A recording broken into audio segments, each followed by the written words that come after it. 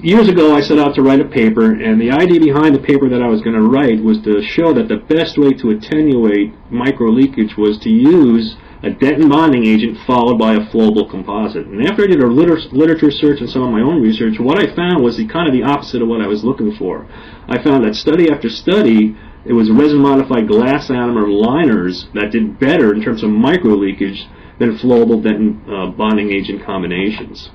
And as a result of that, I kind of changed my protocol. And I'm really talking about two products that fit this classification category. One is Vitrebond from 3M, and the other is Fuji Lining LC from GC America.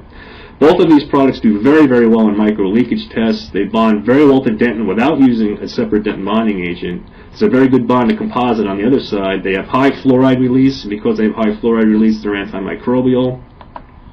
There's a good long-term track record with these materials. They've been around for quite some time now. I think Vitrebond was introduced about 1990. Coefficient of thermal expansion and contraction similar to that of dentin. There are anecdotal reports of less sensitivity, although there was a recent study that I saw by Van Thompson and his group that kind of debunked that. But I don't think sensitivity is really the issue for most people. But if it is, I think one way anecdotally that you can reduce that is through the use of resin-modified glass ionomer liners. So something that I've been doing for years now, if I have a situation like this, where in this case we have kind of a deep class 1, and it's not, the pulp isn't exposed, but it's pretty deep down there. All the soft dentins have been removed, so I have good sound dentin left. Typically what I'll do is, and I like to use Vitrebond, I'll go ahead and mix Vitrebond, which comes either in a paste version or in a powder liquid version.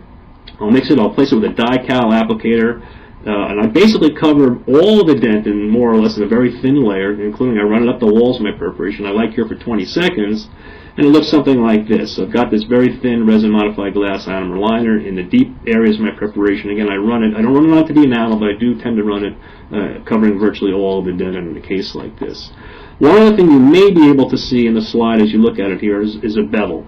And I typically will bevel the enamel margin of all my composite restorations. There's a couple of reasons I do that. I think I get a much better aesthetic blend.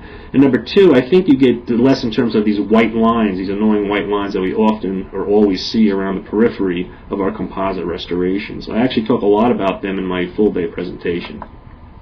Again, the difference between using a flowable, that is placed, the primer, that is placed actually after the dentin bonding agent is placed, and if you can use a resin-modified glass ionomer, that is placed prior to actually placing your dentin bonding agent. Big difference between the two.